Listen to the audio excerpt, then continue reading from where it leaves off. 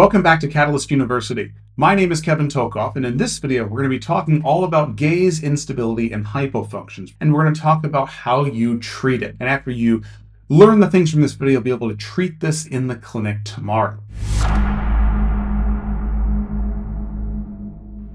Now, any exercise that we're doing in order to improve gaze stability is termed an adaptation exercise, because ultimately what we're trying to do is we're trying to adapt the eyes to being able to focus on a stable target as the head moves in space.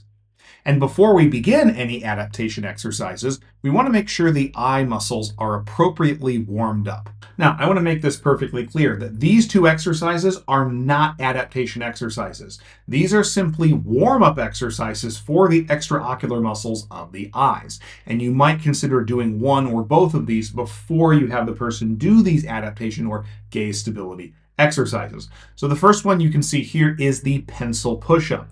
You're going to begin with a pen or a pencil in one or both hands. And I personally prefer using both hands at the same time, because when you're using one hand, you might have a little extra shake, and I'm exaggerating that there. You're going to have a little extra stability when you hold it with both hands. And you want to make sure that that pen or pencil has a very distinct tip to it that's different from the rest of the pen or pencil. So in this case, the pencil that I'm using has a white eraser, and that makes it very distinguishable from the remainder of the pencil and easy to focus on. You want to make sure it has that feature. You're going to have your head tilted forward about 10 to 20 degrees, so 10 to 20 degrees of cervical flexion, maybe a little bit of a chin tuck if you want to think of it that way. And then you're going to very slowly bring the pencil tip closer and closer to your nose. Now, as the pencil gets closer and closer, in order to maintain focus on the eraser or whatever the tip is, your eyes are going to have to go cross-eyed, and that's utilizing the medial rectus muscles in either eye.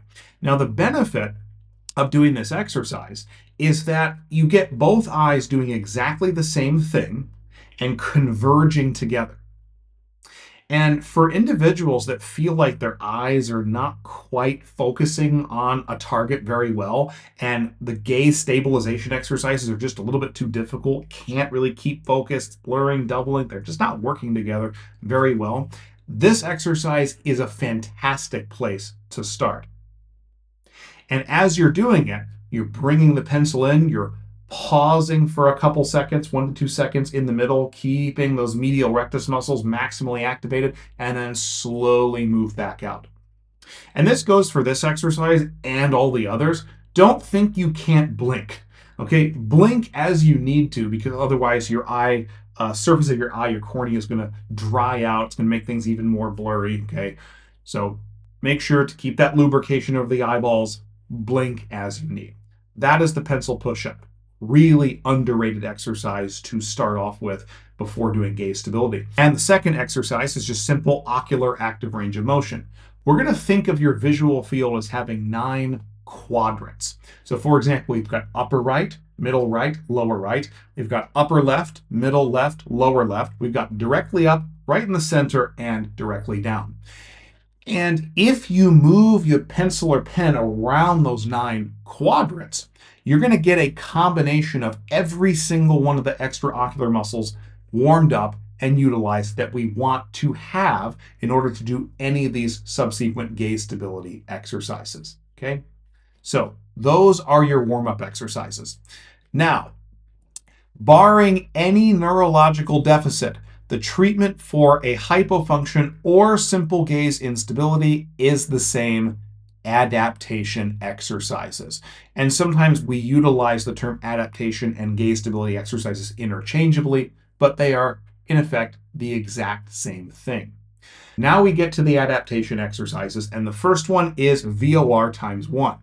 Now, in these exercises, you're going to hear me use the term X paper quite a bit. So what you can see on the screen right there is an example of the X paper. It's just simply, let's say, a Post-it note with an X drawn in the center with Sharpie, or with just very, very thickly drawn pen lines.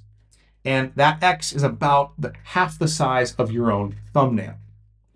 When we're doing these exercises, we're going to be keeping our gaze fixed on that X in the center of the X paper. Okay? What you can also do is, if you don't want to do that, you can use your own thumbnail in front of you in place of the X.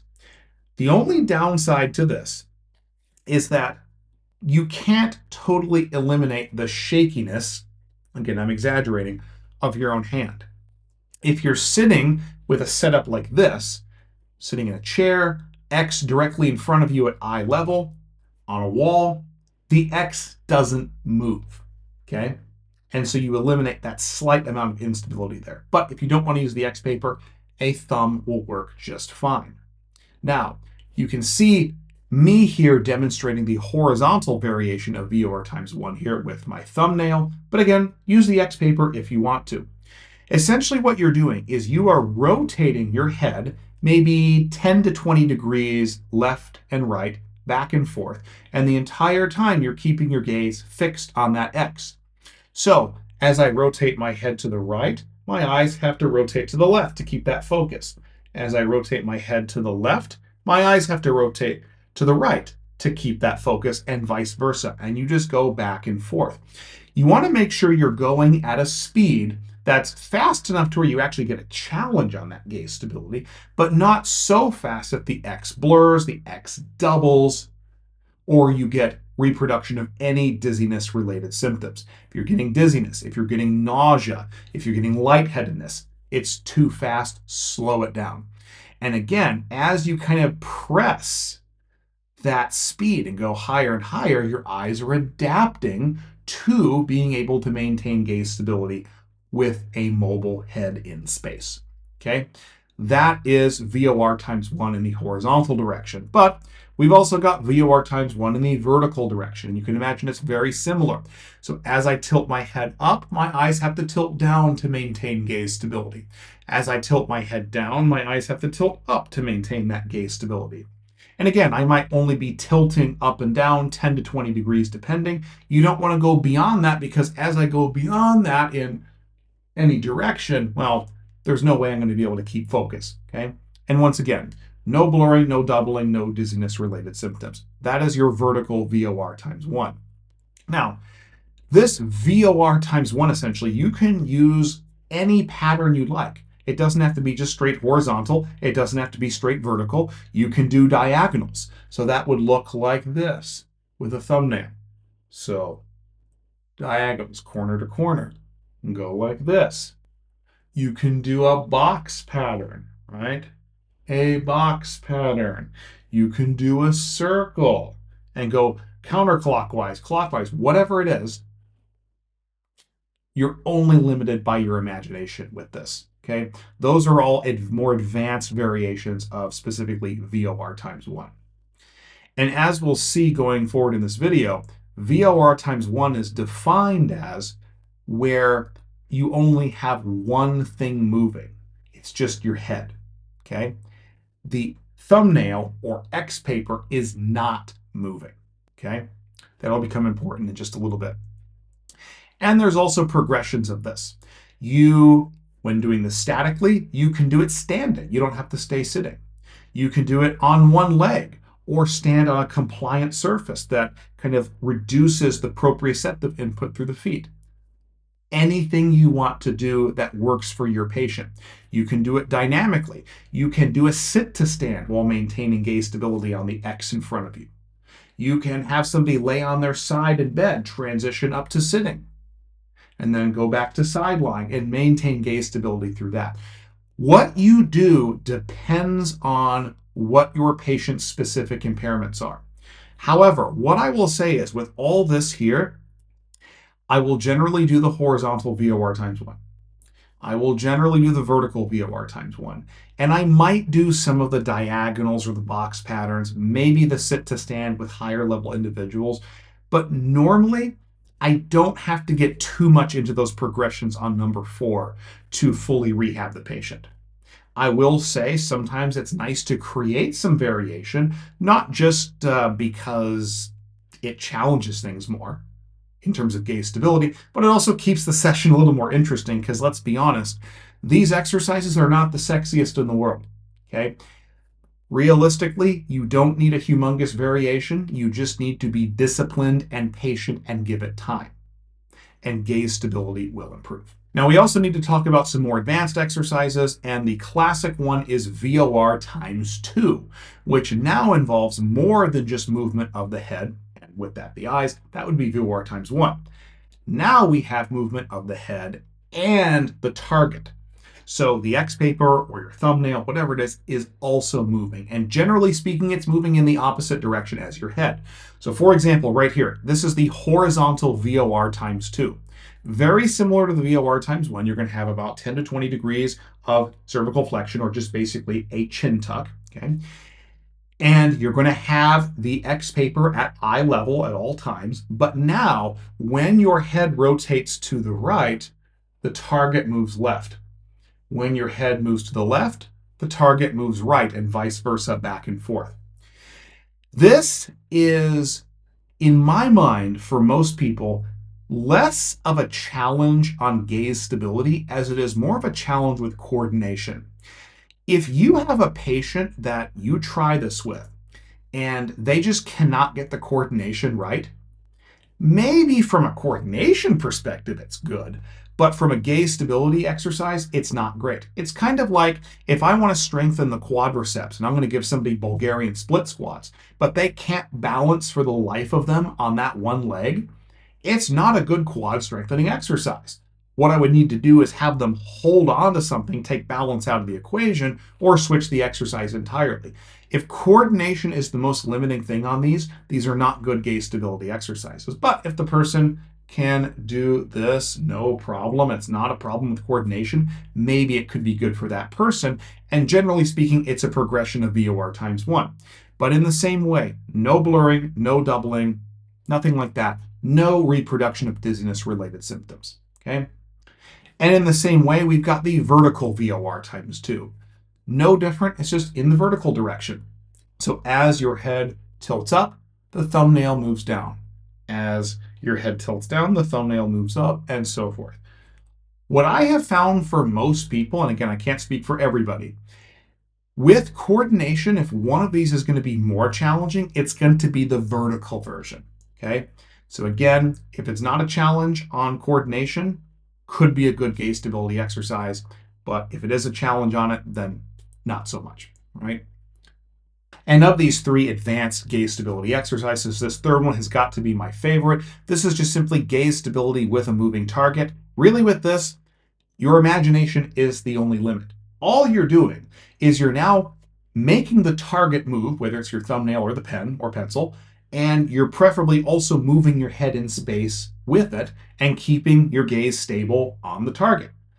This is an example of what I like to do with a lot of patients, just the basic disco motion that John Travolta did in, Saturday Night Fever. Easy movement to remember, works very well, but you can do all sorts of stuff. In fact, I would make an argument that the VOR cancellation or VOR suppression, which is usually done as a test for a central vestibular deficit and subsequent treatment, whether it's done horizontally or vertically, that is actually a really good example of number 3 because, again, your head is moving in space and the target is moving. That's just one example there where there's a little bit of overlap between these various types of vestibular conditions and the treatment of them. Now, of these 3 advanced treatments, I'll be 100% honest, I very rarely ever use VOR times 2. I have successfully rehabbed quite a few patients with gaze stability deficits and hypofunctions, and I rarely ever have to pull out VOR times 2. I will use number 3 quite a bit because it's easy to do and patients can remember it very well. It doesn't seem to be limited by coordination, so it's a very good option. VOR times 2, in my mind, sometimes it's just a little bit excessive. You don't need it in most cases to fully rehab a patient. Now, before we conclude this video, I want to make one thing perfectly clear. You may have a patient that comes in with a very significant hypofunction or a very significant gaze stability deficit, and out of all the exercises I just showed you, they cannot tolerate any of them. What do you do in that case? Do you refer them back to the doctor, put them on some meclizine, get some Dramamine? What do I do? Well, there are regressions of the VOR times 1, and those are just simply gaze shifting exercises. I'm going to show you two variations of those here. The first one utilizes two X papers. And pretend these thumbnails are the X papers, okay? They're exactly the same, and they're going to be set up in a similar manner to the VOR times 1 on the wall if you're doing that method, except you have two of them, usually spaced somewhere between 4 inches to 12 inches apart, depending on the person's ability. And normally you're going to be sitting back about 2 to 3 feet from the wall, so that is the distance between the eyes and the wall is about 2 to 3 feet. The further you scoot closer to the wall, the harder it's going to become. And the further the X papers are apart, the harder it's going to become. So you might start at that 2 to 3 feet and have the X's fairly close together. But essentially what you're going to do is you're going to turn your head and your eyes to one of the X's. Does not matter which one it is. And then what I'm going to do is I'm going to shift just my eyes to the right one. My head has not yet turned. My eyes are on the right one though. And I'm going to wait for any blurring or doubling to go away or any symptoms, and then slowly rotate my head to meet it. Blink as needed. Then just the eyes to the left, head to meet it. As you pick up speed, as you gain more confidence with this and ability, eyes first, head to meet it. Eyes first, head to meet it. Eyes first, head to meet it. You can play the same game in the vertical direction. So I'll start at the top one, eyes down, head to meet it. Eyes up, head to meet it. Eyes down, head to meet it. Eyes up, head to meet it, and so on and so forth. That is the first example of gaze shifting, and that's one example that utilizes two X papers. Can be a good option for a lot of people. However, there's even some people where that is too much. I actually have a patient right now that I recently tried that with. She took it home for home exercises and it was just not good on headache, so migraine-like symptoms, and just neck pain after a very, very severe concussion that she suffered. So we regress it even further to a modified VOR times 1. This is back to just the one X paper, and it's going to look awfully similar to VOR times 1, except instead of the continuous motion back and forth, we're going to put pauses at the right, middle, and left. So here's what it's going to look like. Going to go to the right first a little. Keep your gaze stable on the X. Wait for any blurring or doubling to go away, any symptoms to go away. Come back to center and pause. And then left and pause. And then back to center and pause. And then to the right and pause. As that becomes easier, then what I would argue is start right, go all the way to the left and pause. And then all the way to the right and pause. So now we're no longer pausing in the middle, crossing midline, but we're pausing on the lefts and rights. And then that, as that becomes better, can be a good segue back into a very slow VOR times 1, okay? You can also do that in the vertical direction. Same idea. Up, pause, middle, pause, down, pause, and so on and so forth. Now, hopefully this video gave you a good, thorough understanding on the theory and testing of gaze instability and hypofunctions and how to go about treating them. Obviously, if there's other impairments related to proprioception, strength, treat those things. But in terms of gaze instability and hypofunctions, you treat them awfully similarly, and you use this type of approach here.